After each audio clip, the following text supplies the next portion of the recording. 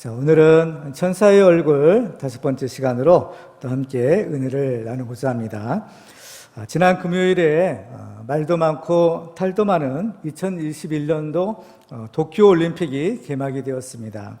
이번 올림픽에 열리는 운동 경기는 총 46개의 종목이라고 합니다. 근데 그 중에서 제일은 대회 맨 마지막에 치러지는 마라톤 경기입니다. 이 마라톤 경기의 총 거리는 42.195km인데요. 이 경기의 세계 기록은 지난 2018년도 베를린 국제 마라톤에서 세운 2시간 1분 39초라고 합니다.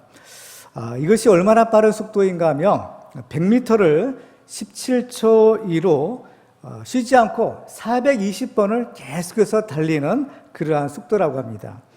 그야말로 2시간이 넘는 시간 동안 전력 질주를 하는 것이죠. 근데 이렇게 2시간 이상을 계속해서 달린다면 보통 사람들은 아마 죽고 말 것입니다. 실제로 최초로 이 거리를 달려갔던 그리스 병사는 바로 죽고 말았던 거예요. 이 마라톤 경기의 유래를 보면 옛날 그리스와 페르시아 사이에 전쟁이 벌어졌는데 아주 치열한 전쟁이 있었습니다. 근데 그 전쟁에서 그리스가 승리했고 바로 그리스 병사는 쉬지 않고 달려가서 조국 그리스 사람들에게 승전보를 전하고 그 자리에서 죽었던 것입니다. 이 병사가 자기의 목숨을 바쳐 전하고자 했던 소식은 모든 사람들이 애타게 기다리던 승리의 기쁜 소식이었습니다. 이 병사와 같이 때로는 자기의 목숨보다 더 소중한 메시지를 전해야 할 때가 있습니다. 오늘 본문에서 스데반은 바로 이 하나님의 말씀을 전하고 돌에 맞아 죽임을 당하게 됩니다.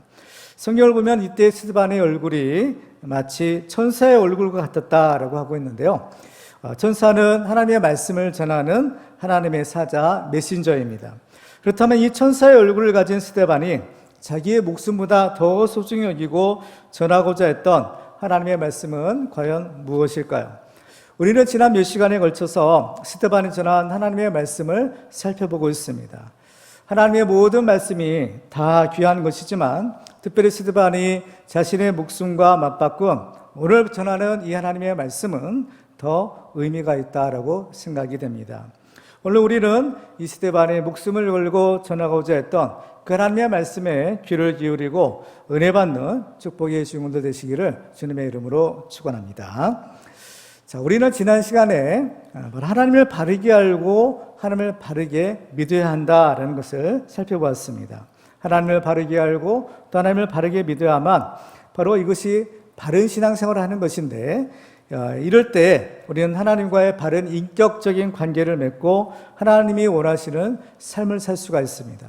이렇게 바른 신앙생활을 하는 사람이 하나님이 약속하신 구원과 모든 은혜와 복을 받을 수가 있는 것입니다. 오늘 우리는 이 스데반에 전해준 하나님의 말씀을 통해서 바로 이것을 우리가 살펴보고자 합니다. 어떻게 우리 하나님이 어떤 분이시고 우리가 어떻게 하나님을 믿어야 되는가라는 것입니다.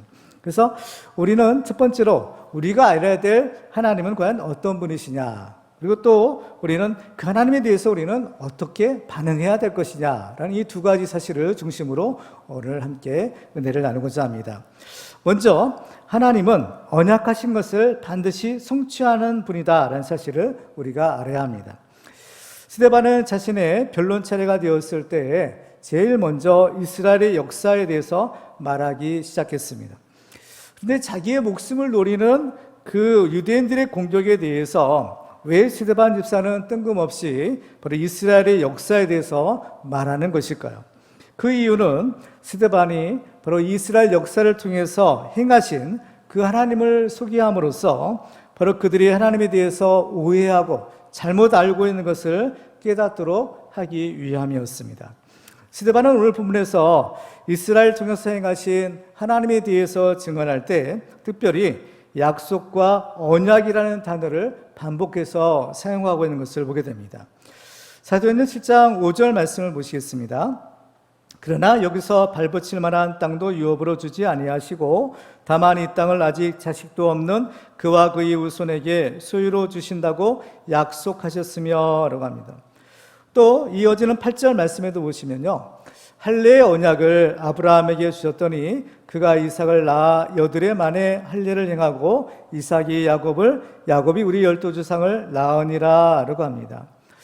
스데반이 하나님에 대해서 소개할 때 이 언약이나 약속이라는 단어를 사용한 이유가 있습니다.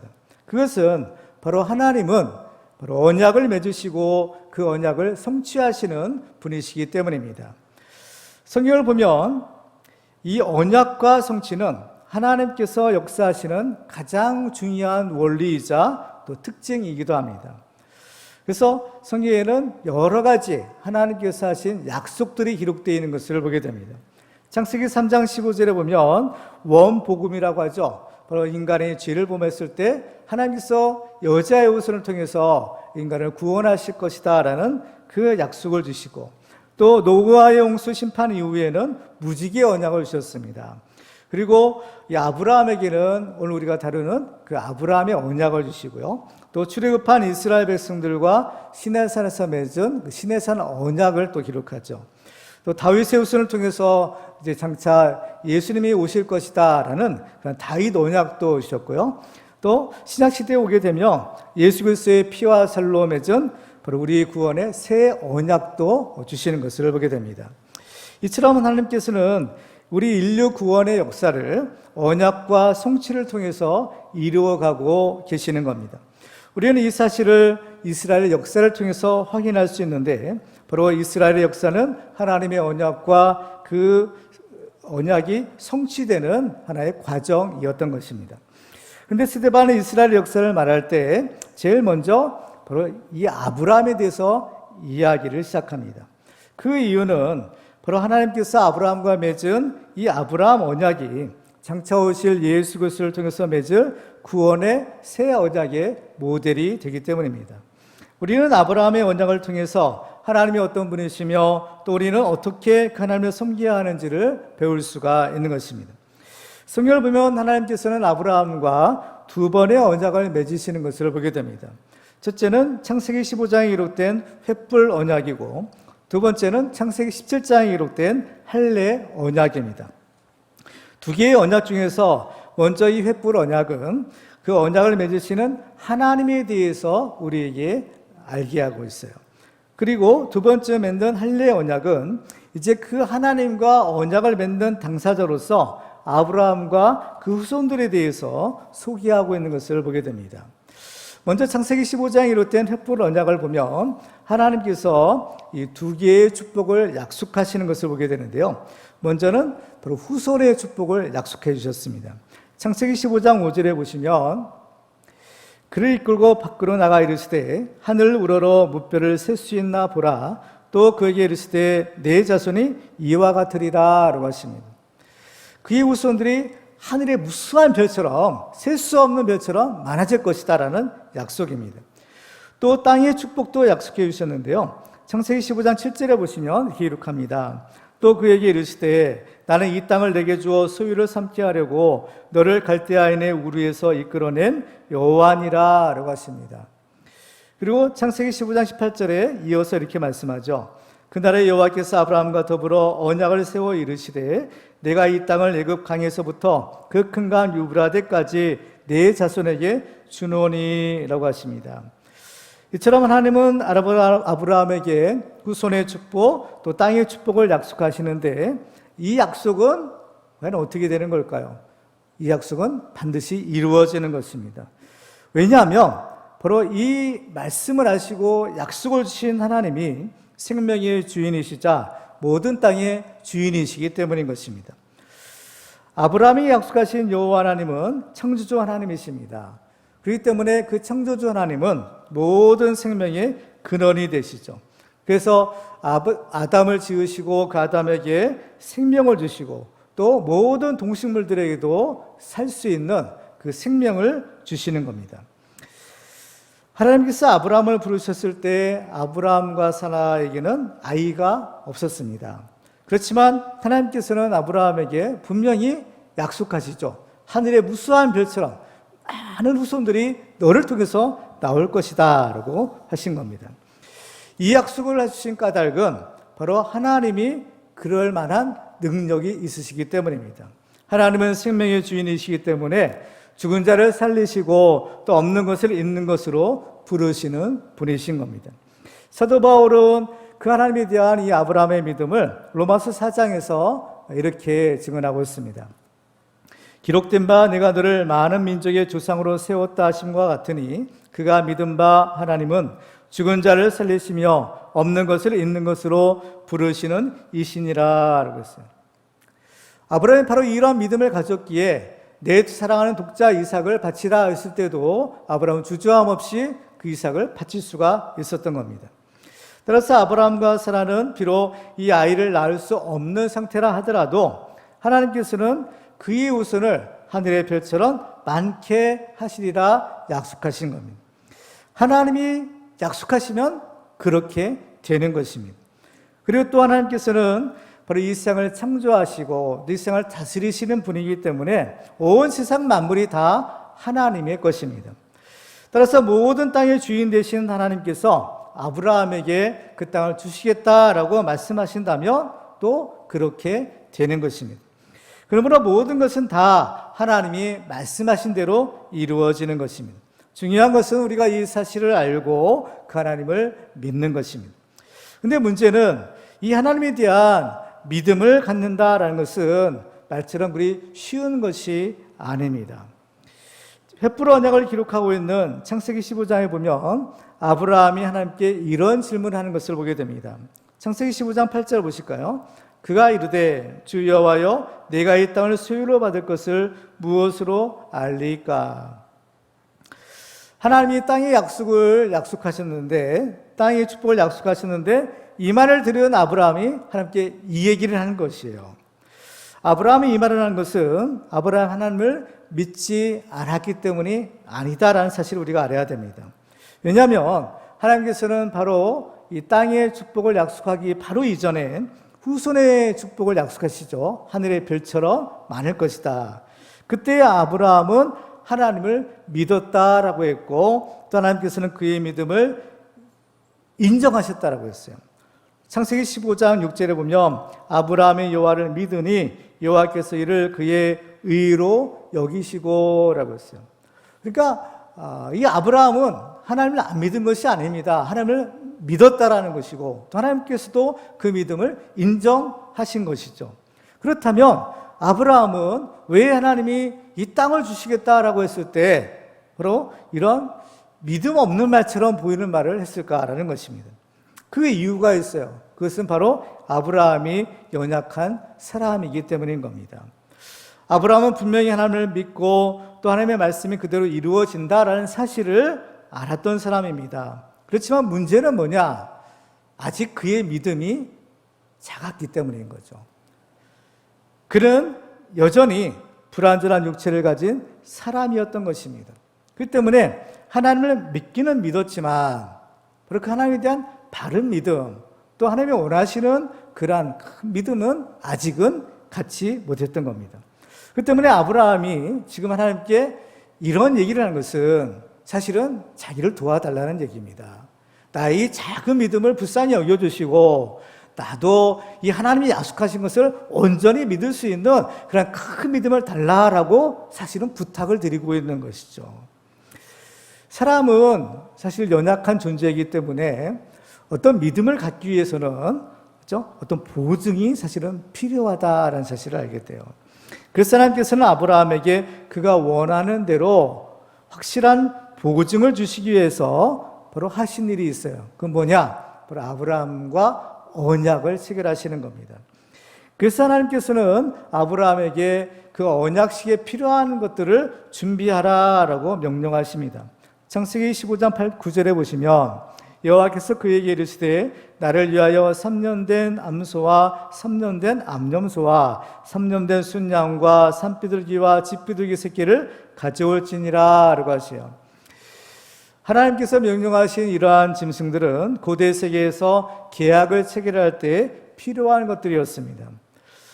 고대 세계에는 이러한 짐승을 잡아서 두 조각으로 딱 갈라놓고 그 사이로 계약 당사자들이 지나가요.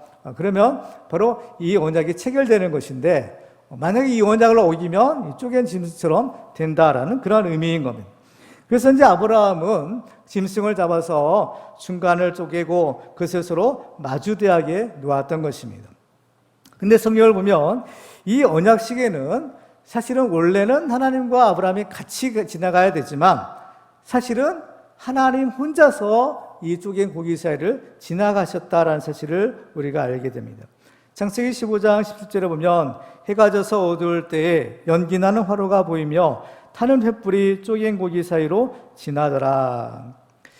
연기나는 이 화로는 하나님의 임재의 상징입니다. 그러면 왜 하나님께서는 그 쪼갠 고기 사이로 혼자서 지나가셨을까? 이것은 하나님께서 언약을 체결하시되 하나님이 자기의 이름을 걸고 그 언약을 반드시 이루시겠다라는 그러한 의지의 표현인 것입니다. 그래서 이 횃불 언약은 몇 가지 영적인 의미가 있는데요. 첫째로는 횃불 언약은 바로 하나님의 은혜의 언약이다라는 것입니다. 그래서 이 횃불 언약을 체결하는 과정을 보면 처음부터 끝까지 다 하나님이 주관하셔서 맺는 언약이에요.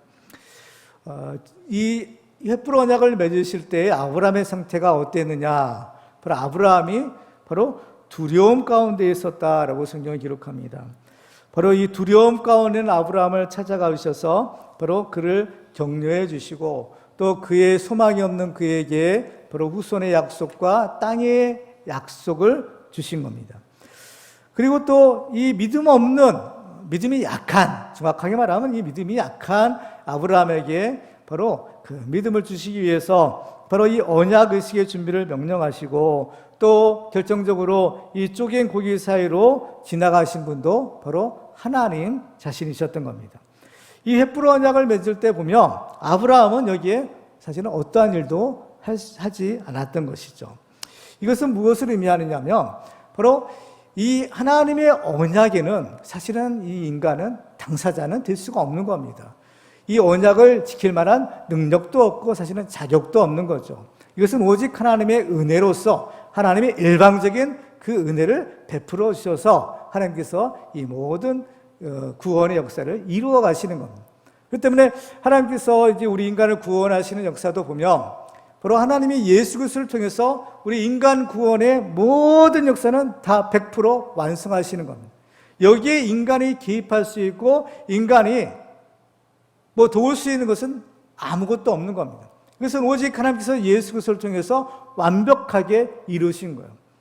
우리 인간의 구원을 얻는 것은 다만 하나님께서 예수 그리스도를 통해서 이루신 완성하신 구원을 믿음으로 말미암아 은혜의 선물로 받는 것뿐인 것입니다. 그리고 이 횃불 언약은 바로 변기할 수 없는 영원한 언약이다라는 겁니다. 하나님께서 맺으신 언약은요, 이 변기하거나 폐기할 수 없는 거예요. 왜냐하면 하나님께서는 이 언약을 자신의 이름을 걸고 바로 이 언약을 체결하셨기 때문인 겁니다. 이 언약을 체결할 때 보면 어떤 보증인이나 어떤 증거가 없어요. 보통 이제 언약 체결하는 과정을 보면 바로 이 증인들을 세우죠. 그렇지만 이 과정에서는 어떠한 증인도 찾아볼 수 없는 겁니다. 왜냐하면 필요 없기 때문인 거죠. 왜냐하면 이 언약을 체결하는 당사자인 하나님보다 더 높은 존재가 없는 거예요.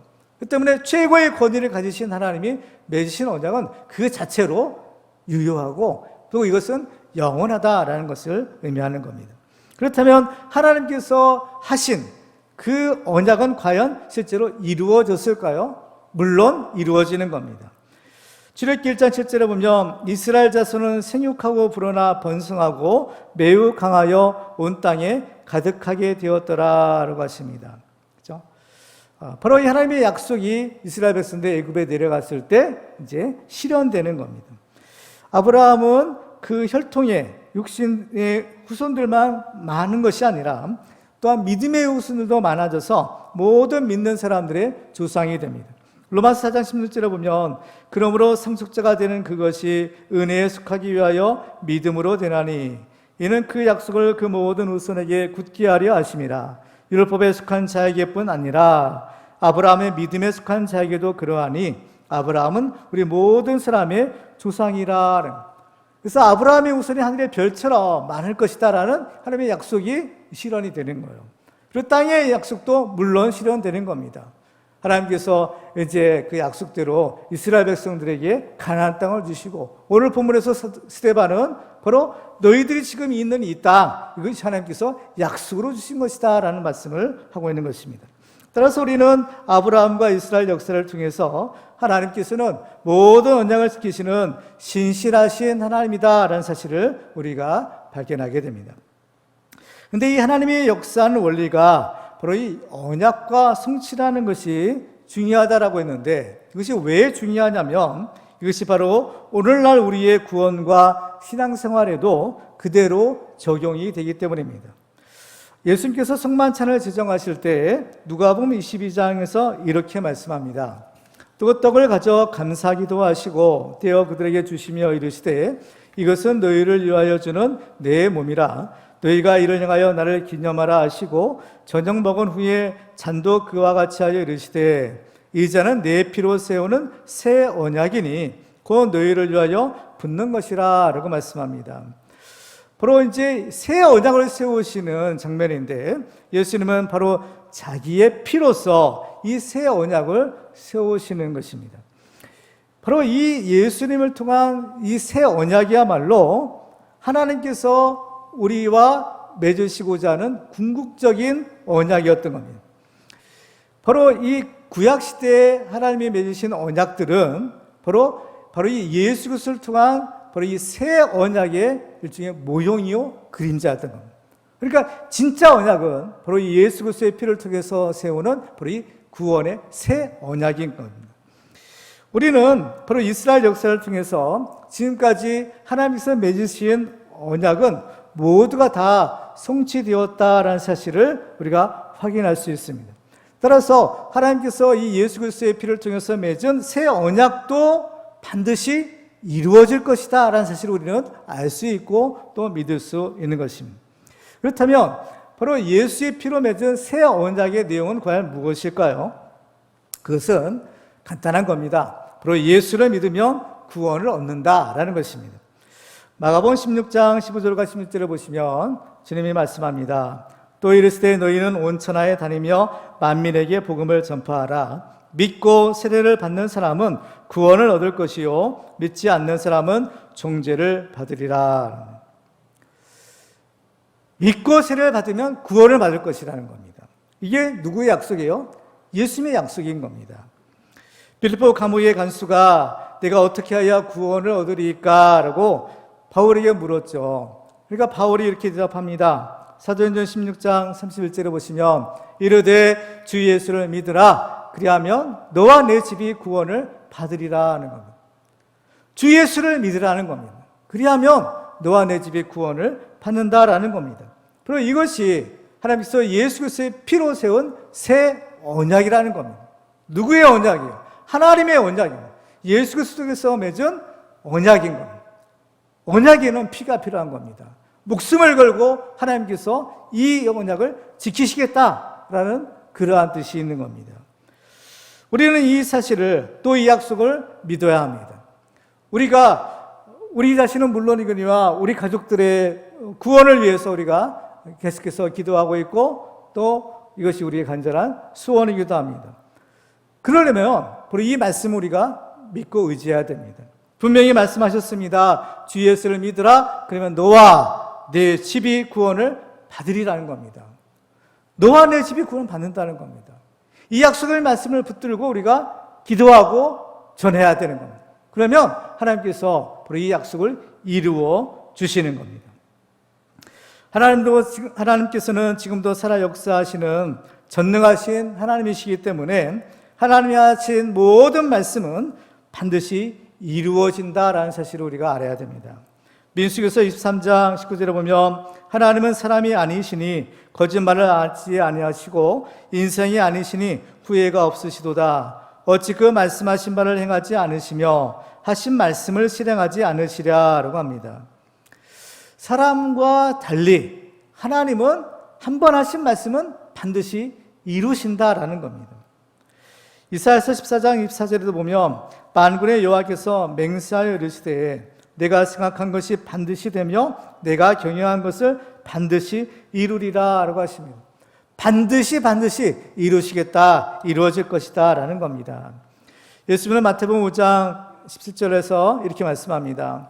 내가 율법이나 선지자를 폐하러 온 줄로 생각하지 말라. 폐하러 온 것이 아니요 완전하게 하려 함이라. 진실로 너희에게 이르노니 천지가 없어지기 전에는 율법의 1.1획도 결코 없어지지 아니하고 다 이루리라 라고 하십니다. 다 이루리라는 거예요. 그러므로 우리는 이 하나님이 언약하신 것은 반드시 성취된다는 사실을 알고 하나님의 모든 말씀을 믿고 순종하는 이런 축복의 주용들 되시기를 주님의 이름으로 축원합니다. 두 번째로 우리는 하나님의 언약하신 말씀을 믿고 끝까지 인내해야 합니다. 앞에서 살펴본 것처럼 하나님은 한 번 하신 약속은 반드시 지키시는 신실하신 하나님이신 겁니다. 그러면 우리는 그 하나님에 대해서 과연 어떻게 반응해야 할까요?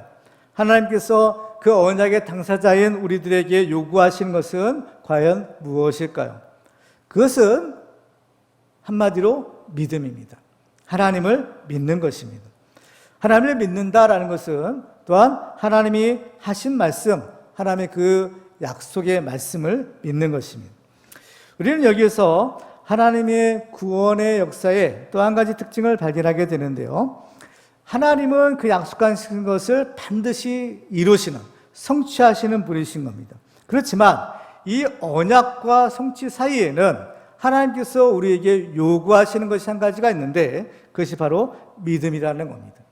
바로 이 믿음이 있어야만 하나님께서 그 언약을 이루시고 또 그 언약대로 바로 그 언약을 이루시고 축복해 주시는 겁니다. 그렇기 때문에 하나님께서 우리에게 주시겠다 약속하신 축복이 있어도 우리가 그 복을 받으려면 반드시 이 믿음이 필요한 것입니다. 히브리서 11장 6절에 보면 믿음이 없이는 하나님을 기쁘시게 하지 못하나니 하나님께 나아가는 자는 반드시 그가 계신 곳과 또한 그가 자기를 찾는 자들에게 상 주시는 이심을 믿어야 할지니라 라고 하십니다. 이 믿음이라는 것은 이제 우리들과 하나님과의 관계를 바르게 만들 수 있는 유일한 요소인 겁니다. 하나님과의 바른 관계가 의고 하나님과의 바른 관계를 맺는 것이 구원인데 바로 이 믿음이야말로 우리를 하나님과 바른 관계로 회복시켜 주는 바로 능력이요 비결이는 겁니다. 그래서 우리는 이 믿음이 있어야만 하나님으로부터 의롭다라고 인정을 받을 수 있는 겁니다.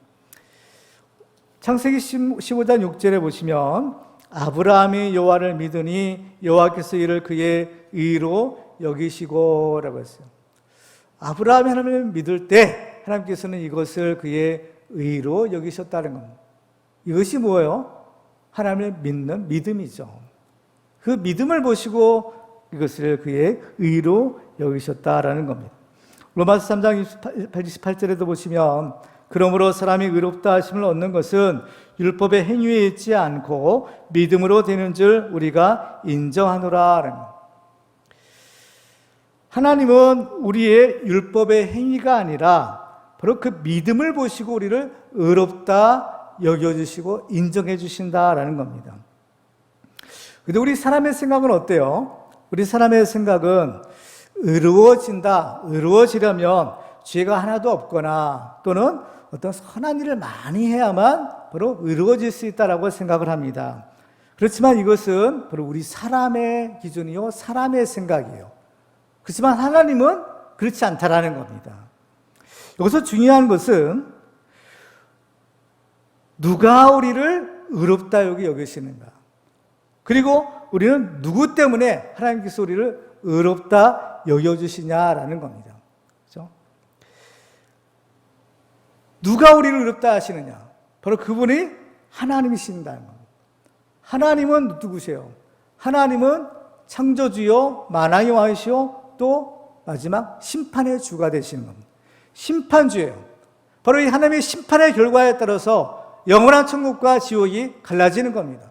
이 하나님의 심판의 결과에 따라서 의인과 악인이 갈라지는 거예요. 그러므로 이 심판의 절대적인 기준은 바로 하나님에게 있는 겁니다. 하나님 자신이 의요 기준인 거예요.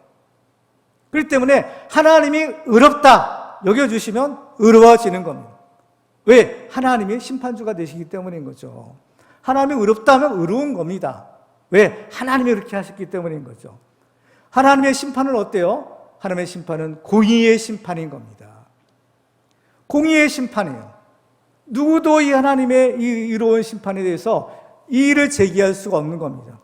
하나님은 공의의 심판을 하시는 분이 하나님께서 그 믿음을 보시고 의롭다 여겨주신다면 의로워지는 겁니다. 그러면 하나님은 누구 때문에 우리를 의롭다 여겨주시는 걸까?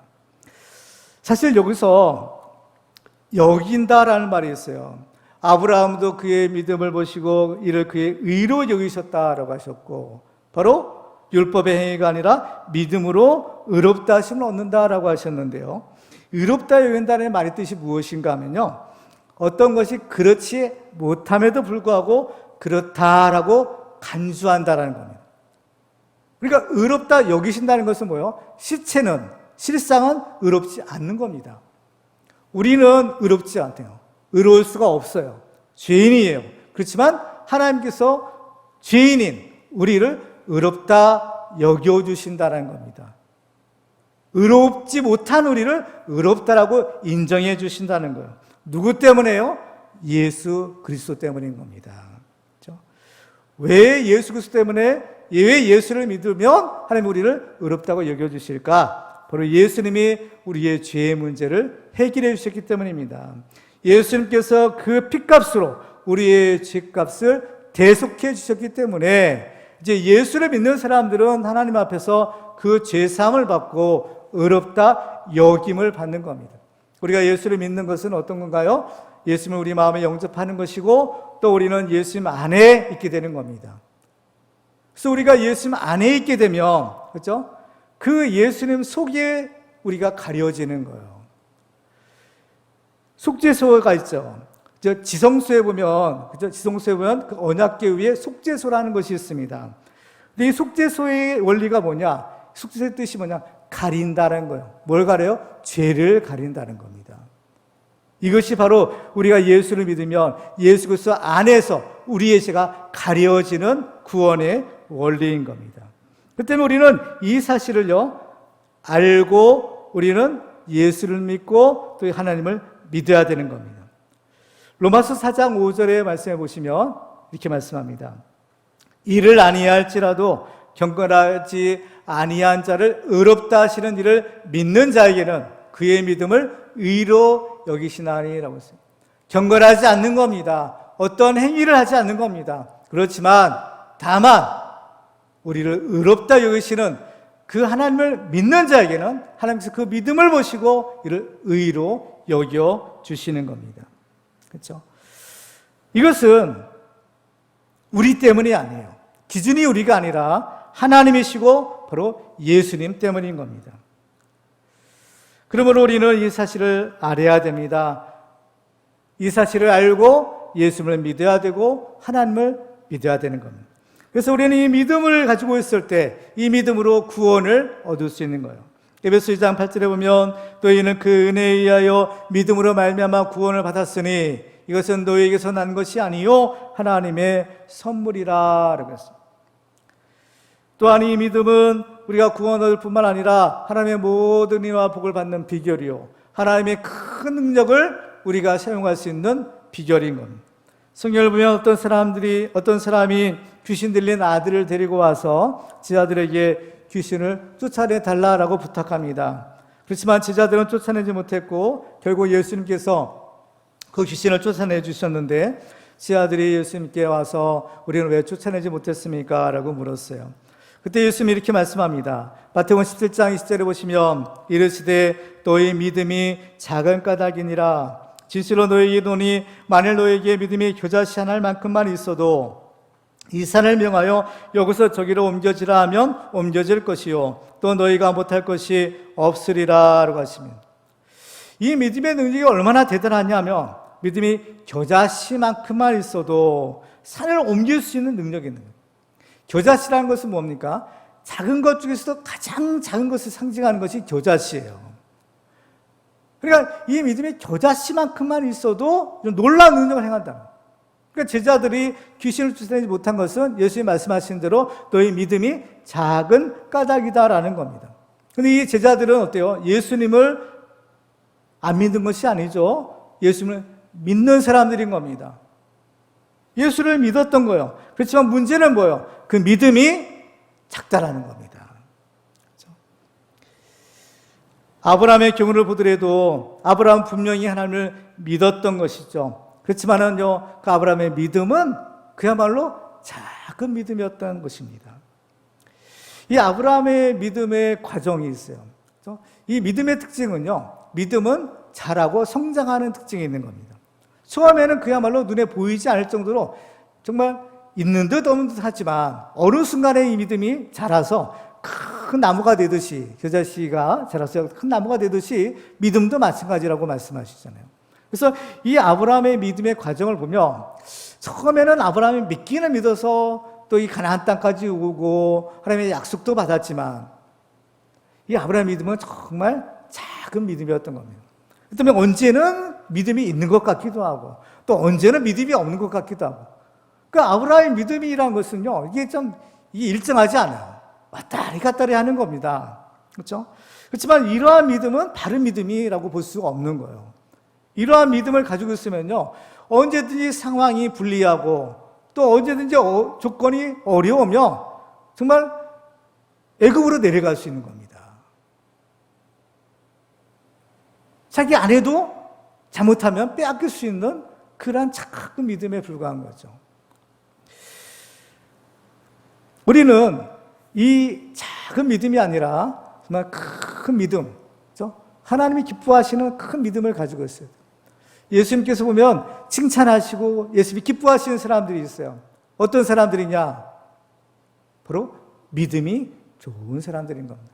큰 믿음을 가진 사람, 그런 사람들이 예수님을 기쁘게 하고 예수님의 칭찬을 받았던 것을 볼 수가 있는 것입니다. 그런데 참 우리가 이 큰 믿음을 갖는다, 좋은 믿음을 갖는다는 것은 그게 마치는 쉬운 일은 아니라는 겁니다. 왜냐하면 바로 이 아브라함의 경우를 보더라도 그래요. 이 아브라함이 누굽니까? 믿음의 조상이잖아요. 그렇지만 그 아브라함도 처음에는 정말 이러한 여러 차례 신앙의 위기를 맞았던 겁니다. 그러니 우리야 더 말할 것도 없겠죠. 그러면 우리는 왜 이 하나님을 바르게 믿지 못할까요? 우리가 왜 이 큰 믿음을 갖지 못할까요? 몇 가지 이유를 우리가 생각해 볼 수 있는데, 첫째로는 하나님은 영이시기 때문에 사람의 눈에 보이지가 않는 겁니다. 눈에 보일 수 있다면 확실하게 믿을 수 있을 텐데 보이지가 않는 거예요. 그렇기 때문에 하나님이 계신지 안 계신지도 때로는 의심이 되기도 하고, 어느 때는 계신 것 같다가도 어떤 때는 없는 것 같다가도 이렇게 왔다리 갔다리 하는 거예요. 또 우리가 이 믿음을 받지 못하는 또 한 가지 이유는 하나님의 그 언약의 약속과 성취 사이에는 상당한 시간적인 간격이기 때문입니다. 분명히 하나님께서는 이렇게 해주겠다 약속하셨는데, 근데 그 약속이 쉽게 안 이루어지는 겁니다. 그리고 또 근본적인 문제가 있어요. 그것은 바로 우리 사람의 마음이 갈대와 같아서 정말 자주 변하기 때문인 겁니다. 이게 하나님과 우리 인간의 근본적인 차이죠. 하나님께서는 한번 약속하신 것을 반드시 끝까지 지키시지만 우리 사람은 어때요? 그렇지 않은 겁니다. 때에 따라서, 상황에 따라서 우리 마음이 요동치죠. 그렇지만 이러한 우리의 연약한 마음과 또 이러한 상태로는 바른 믿음을 가질 수 없는 겁니다. 하나님이 원하시는 큰 믿음, 하나님이 인정하시는 좋은 믿음이라는 것은 어떤 믿음이냐? 변하지 않는 믿음인 겁니다. 우리의 상황과 환경과 조건에 상관없이 우리의 하나님에 대한 믿음은 변하지 않아야 되는 겁니다. 그래서 우리의 믿음을 뭐라고요? 정금 같은 믿음이라고 하죠. 금의 특징은 뭡니까? 변하지 않는다는 거예요. 일정한 거죠. 변하지 않는 겁니다. 내 기분이나 내 조건과 내 상황과 환경과는 상관없이 하나님에 대한 그 믿음이 일정한 겁니다. 왜 그럴까요? 바로 우리가 믿는 그 믿음의 대상인 하나님이 일정하시고 영원하시기 때문인 겁니다. 그렇기 때문에 우리가 그 하나님에 대한 믿음은 변함이 없어야 되는 거예요. 왜? 하나님은 변함이 없으시기 때문인 겁니다. 하나님이 요구하시는 믿음이 바로 이러한 정금 같은 믿음, 바로 변하지 않는 믿음이라는 겁니다. 그렇지만 우리는 어때요? 현실이 참 이 믿음이 어려운 겁니다. 그렇지만 정말 감사한 것이 있어요. 그 뭐냐면은 하나님께서는 바로 우리의 연약한 믿음을 도와주셔서 그 믿음을 갖게 하신다는 겁니다. 그 증거가 바로 아브라함인 거예요. 아브라함도 처음에는 보잘것없는 믿음을 가졌죠. 그렇지만 어때요? 아브라함이 그 믿음을 가진 믿음의 조상이 된 겁니다. 예수님의 제자들도 처음에는 그야말로 믿음이 작은 까닭이다, 예수님의 책망도 받았지만 그들은 어때요? 위대한 믿음의 승리자들이 되었던 것입니다. 하나님께서는 우리에게 무조건 믿으라, 우리에게 강요만 하시는 것이 아니라 하나님께서는 우리가 믿을 수 있도록 여러 가지 은혜를 베풀어 주시는 분이시는 겁니다. 그래서 이 아브라함도 바로 이런 여러 가지 하나님의 은혜의 도구로, 또 하나님의 은혜로 바로 결국에 큰 믿음을 승리를 거두고 믿음의 조상이 될 수가 있었던 겁니다. 그러면 하나님께서는 아브라함과 또 그의 후손들, 또 우리들의 믿음을 도와주시기 위해서 하신 일이 있는데 그것이 과연 무엇일까요? 자, 오늘 보면 8절 말씀을 보시겠습니다. 할례의 언약을 아브라함에게 주셨더니 그가 이삭을 낳아 여드레 만에 할례를 행하고 이삭이 야곱이 우리 12조상을 낳았느니라. 자, 할례의 언약을 아브라함에게 주셨다는 거예요. 하나님께서 아브라함에게 할례를 명하실 때 그때가 언제냐? 아브라함의 나이가 99세였던 겁니다. 이삭을 언제 낳죠? 아브라함의 나이 100세 때 낳죠. 하나님께서는 이 할례 언약을 아브라함에게 주시고 어떻게요? 믿음을 갖게 하시는 겁니다. 믿음을 가져야만 하나님의 약속을 성취할 수 있는 거예요. 그래서 하나님께서 이 할례 언약을 아브라함에게 주시는 겁니다. 그래서 아브라함이 할례 받고 할례를 통해서 이 믿음을 견고하게 가졌을 때 드디어 하나님의 약속하신 이삭을 낳을 수가 있었던 겁니다. 그래서 그 이삭이 어때요? 야곱을 낳고 야곱이 바로 이스라엘 12지파의 조상들을 낳은 거예요. 히브리 말로 할례라는 단어는 베리트 밀레라는 단어인데요. 이 베리트라는 말은 계약, 언약이라는 뜻을 가지고 있는 말입니다. 그리고 이 밀러라는 말은 말 자체가 할례예요. 둥글게 자르다라는 뜻이에요. 그래서 이 할례라는 단어 자체가 언약의 할례, 또 할례의 언약이라는 뜻을 가지고 있는 겁니다. 그래서 창세기 17장에 보면 하나님께서 할례를 명하실 때 이렇게 말씀하죠. 창세기 17장 10절과 11절을 보시면요. 너희 중 남자는 다 할례를 받으라. 이것이 나와 너희와 너희 후손 사이에 지킬 내 언약이니라. 너희는 포피를 배워라. 이것이 나와 너희 사이에 언약의 표징이니라. 라고 말씀하세요. 하나님께서는 이 남자의 포피를 베는 할례를 가리켜 바로 내 언약이고 언약의 표징이다 라는 말씀하십니다. 그래서 이 아브라함과 그 후손들은 할례를 받고 이 할례를 통해서 언약, 하나님의 언약을 기억하는 겁니다. 아, 하나님께서 이렇게 약속하셨구나. 그래서 그 약속을 기억하고 하나님께서는 반드시 그 약속을 이루실 것이야 라는 믿음을 견고하게 가질 수가 있는 겁니다. 그래서 하나님께서는요, 바로 이스라엘 백성들에게 바로 이 언약의 표징으로 할례를 행하라 하시는 겁니다. 그렇기 때문에 할례는 이 하나님의 언약에 대한 이스라엘 백성들의 믿음의 징표다라고 하시는 거예요. 창세기 17장 14절에 보면 할례를 받지 아니한 남자 곧 그 포피를 뱉지 아니한 자는 백성 중에서 끊어지리니 그가 내 언약을 배반하였음이라. 할례 받지 않는 것은 언약을 배반한 것이다 라고 말씀합니다. 하나님 할례 받지 않는 남자들, 이 사람들은 하나님께서 아브라함에게 주신 약속을 믿지 않는 것이므로 그들은 아브라함과 후손에게 약속하신 그 축복에서도 제외되는 겁니다. 왜냐하면 할례를 받는다라는 것은 하나님의 언약을 믿는 그 믿음의 징표이기 때문인 거예요. 우리는 이 믿음이 있어야만 하나님을 기쁘시게 하고 하나님의 약속하신 복을 받을 수가 있는데요. 그 믿음의 징표인 할례를 받지 않는다라는 것은 결국 뭐냐? 하나님을 믿지 않는다, 믿음이 없다라는 것을 의미하는 것이기 때문인 겁니다.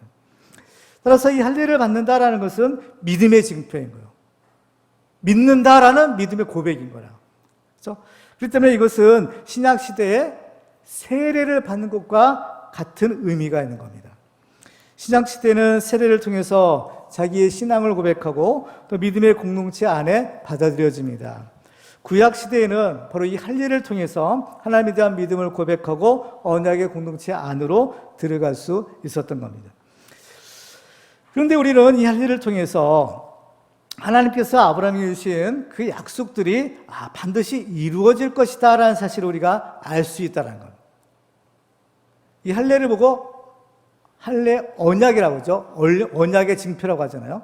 그런데 이 할례를 통해서 우리는 하나님의 아브라함에게 주셨던 그 언약이 이루어질 것이라는 것을 알 수 있다는 겁니다. 창세기 12장에 보면 하나님께서는 아브라함에게 땅의 모든 족속이 너로 말미암아 아브라함을 말미암아 복을 받을 것이라고 약속해 주셨어요. 그런데 이 할례를 통해서 이제 그 약속이 이루어진다는 겁니다. 왜냐? 자, 창세기 17장 12절과 13절을 보면 이렇게 기록합니다. 너희의 대대로 모든 남자는 집에서 난 자나 또는 너희의 자손이 아니라 이방 사람에게서 돈으로 산 자를 막론하고 난 지 8일 만에 할례를 받을 것이라. 너희 집에서 난 자든지 너희 돈으로 산 자든지 할례를 받아야 하리니 이에 내 언약이 너희 살에 있어 영원한 언약이 되려니와 라고 말씀합니다. 여기서 할례를 받는 대상은 모든 남자라고 하세요. 여기서 이 모든 남자에는 바로 히브리 사람들, 그죠? 아브라함의 혈통의 사람들뿐만 아니라 이방 사람들에게서 돈으로 산 자, 옛날에는 노예죠, 종들이. 그 노예들도 아브라함의 집안에 있는 사람들, 아브라함의 영향 아래에 있는 모든 사람들은 다 할례를 받으라는 겁니다. 이것은 무엇을 의미하는가 하면 하나님께서 주신 그 축복의 약속이 있어요. 그 언약이 바로 아브라함의 직계 혈통이든 아니면 이방이든 차별 없이 모두 할례를 받기만 하면, 그 믿음의 고백인, 믿음의 징표인 할례를 받기만 하면 모든 사람들에게 이루어질 것이다 라는 것을 의미한다는 겁니다. 이런 의미에서 이 아브라함의 할례 언약이라는 것은 모든 민족과 열방을 구원하시려는 하나님의 구원의 목적을 위한 것이구나 라는 사실을 우리가 알 수 있는 겁니다. 사람들이 바른 믿음을 가져야 되는데 바른 믿음을 갖기 어려운 이유 가운데 하나가 하나님의 언약과 성취 사이에는 상당한 시간적인 간격이 있다라고 했어요. 이 아브라함의 경우를 보더라도 하나님께서 아브라함에게 아들을 약속하시는데 그 이삭이 태어날 때까지 25년의 세월이 걸렸던 겁니다. 그리고 하나님께서는 아브라함의 후손이 하늘의 별과 같을 것이다 라고 약속하셨는데 그 약속이 성취될 때는 수백 년이 지난 후였다라는 것입니다. 그러면 왜 하나님께서는 말씀하신 대로 그 축복을 바로바로 주지 아니하시고 대부분 오랜 시간이 지난 후에야 주시는 것일까요? 여기에는 우리는 알 수 없지만 하나님의 선하신 뜻이 있다는 사실을 우리가 알아야 됩니다. 창세기 15장에 보면 하나님께서 횃불 언약을 맺으실 때 아브라함에게 장래에 일어날 일을 말씀해 주세요. 창세기 15장 16절 보시면 내 자손은 4대 만에 이 땅으로 돌아오리니 이는 아모리 족속의 죄악이 아직 가득 차지 아니함이니라 라고 하신 겁니다. 왜 지금 이 땅을 아브라함의 당대에 바로 주지 않느냐? 그 가장 성경에 나와 있는 가장 직접적인 이유가 뭐냐? 바로 아모리 족속의 죄악이 아직 가득 차지 않기 때문이에요. 아모리 족속은 가나안 땅에 사는 사람들을 대표하는 족속이에요. 그래서 가나안 사람들이 죄악이 아직 가득 차지 않았기 때문이다라는 겁니다. 하나님은 분명히 아브라함과 후손에게 가나안 땅을 주리라 약속하셨어요. 축복인 겁니다. 그렇지만 하나님은 이것 때문에 그 땅에 살고 있는 가나안 사람들을 억울하게 하지는 않으신다라는 겁니다. 하나님은 이스라엘에 대한 약속을 신실하게 이행하시지만 그럼에도 불구하고 하나님은 죄 많은 가나안 사람들에 대해서도 오래 참아주시는 그러한 사랑과 공의의 하나님이시다라는 사실을 우리가 여기서 알 수 있는 겁니다. 하나님은 아브라함만 사랑하시는 것이 아니라 가나안 사람들도 역시 사랑하시는 겁니다. 하나님의 뜻은 무엇입니까? 죄인이 회개하고 돌아오는 것이에요. 하나님께서는 가나안 사람들에게 그래서 은혜를 베푸십니다. 어떤 은혜를 베푸시느냐? 바로 믿음의 사람 아브라함을 가나안 땅으로 보내시는 거예요. 아브라함과 그 후손들, 그 족장들을 통해서 가나안 사람들은 이제 하나님의 살아계심과 하나님의 축복하심이 어떠한 것인가라는 것을 분명히 알게 됩니다. 아브라함의 당대 또 이삭의 당대에 보면 그 가나안 사람들 왕 군대 장관이 아브라함에게 찾아와서 빕니다. 이삭에게 찾아와서 빕니다. 우리가 너희를 해치지 않을 테니까 당신도 우리를 해치지 않다. 왜 그래요? 하나님이 살아계시고 하나님이 아브라함과 이삭과 함께 하시면 그들이 분명히 보았기 때문에 하나님이 두려워서 바로 그들이 찾아온 거예요. 그러니까 이 가나안 사람들은 아브라함과 우선을 통해서 하나님이 계시다, 하나님의 축복이 무엇인가를 분명히 알았던 겁니다. 근데 중요한 것은 그들이 알았지만 하나님을 믿지는 않은 겁니다. 알았다면 당연히 믿어야만 마땅한 것이지만 그들은 믿지 않았어요. 그들은 여전히 죄 가운데서 머물러서 여전히 죄악을 저지르는 겁니다. 다만 하나님은 오래 참으시는 분이기 때문에 아직 그들의 죄악이 차지 않았기에 하나님께서는 오래 참아주시는 겁니다. 그래서 하나님께서는 4대 만에 하나님께서 이 땅을 그들에게 주리라 약속하시는 겁니다. 이처럼 우리는 잘 알지 못하지만 모든 일에는 하나님의 때가 있다라는 사실을 우리가 알아야 됩니다. 하나님께서는 예레미야 선지자를 통해서 이스라엘이 장래에 70년 동안 바벨론을 섬길 것임을 예언해 주셨습니다. 예레미야 25장 11절에 보면 이 모든 땅이 폐허가 되어 놀랄 일이 될 것이며 이 민족들은 70년 동안 바벨론의 왕을 섬기리라라고 하시는 겁니다. 70년에 하나님 정하신 때라는 거예요. 다니엘은 성경책을 읽다가 그 놀라운 비밀을 깨닫게 됩니다. 다니엘서 9장 2절에 보면 곧 그 통치 원년에 나 다니엘의 책을 통해 여호와께서 말씀으로 선지자 예레미야에게 알려주신 그 연수를 깨달았나니 곧 예루살렘의 황폐함이 70년 만에 그치리라 하신 것이니라. 이와 같이 모든 일에는 하나님의 정하신 때가 있다라는 사실을 우리가 알아야 됩니다. 그리고 그 때가 되면 이제 하나님의 약속이 이루어지는 거예요. 하박국서 2장 3절에 보면 이 묵시는 정한 때가 있나니 그 종말이 속히 이르겠고 결코 거짓되지 아니하리라. 비록 더딜지라도 기다리라. 지체되지 않고 반드시 응하리라 라고 하십니다. 반드시 이루어진다는 겁니다. 더디게 보일지라도 반드시 이루어진다는 겁니다. 그때가 과연 언제일까? 이것은 오직 하나님만이 정하시는 주권적인 때인 겁니다. 그렇기 때문에 아무도 그 때를 바꾸거나 변경할 수는 없어요. 그렇지만 여기에는 분명한, 우리는 알지 못해도 하나님의 선하시고 기쁘시고 온전한 뜻이 있다는 겁니다. 베드로서 3장 8절 9절에 보면 사랑하는 자들아 주께는 하루가 천년 같고 천년이 하루 같다는 이 한 가지를 잊지 말라. 주의 약속은 어떤 이들이 더디다고 생각하는 것 같이 더딘 것이 아니라 오직 주께서는 너희를 대하여 오래 참으사 아무도 멸망하지 아니하고 다 회개하게 이르기를 원하시느니라 라고 하시는 겁니다. 우리도 어려움 가운데 있을 때, 고통 가운데 있을 때 왜 하나님이 빨리 나를 도와주지 않는가? 때로는 하나님을 원망도 하고 때로는 하나님을 의심도 합니다. 그렇지만 하나님의 정하신 때가 있다라는 겁니다. 이 하나님의 때가 될 때까지 우리가 할 수 있는 일은 오직 그 때가 찰 때까지 기다리는 겁니다. 눈에 보이는 것이 없고 손에 잡히는 것이 없을지라도 오직 이 하나님의 이 언약의 말씀만을 믿고 그 약속이 이루어질 때까지 끝까지 인내하는 것이 바로 믿음이요 우리의 신앙생활인 것입니다.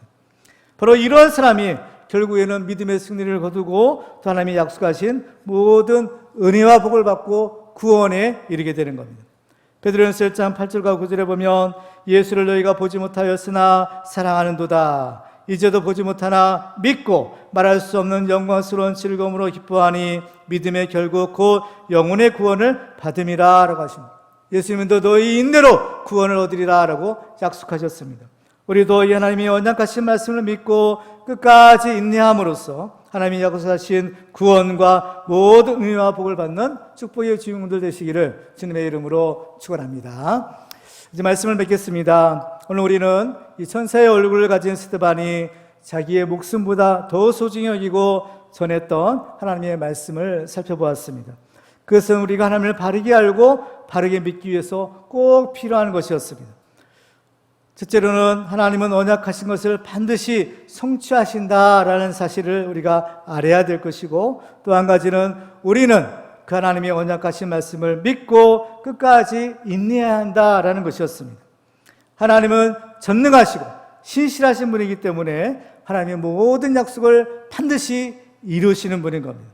그 하나님은 지금도 살아서 역사하시는 하나님인 겁니다. 우리 인간의 생사화복과 인류 역사를 주관하시는 하나님이신 겁니다.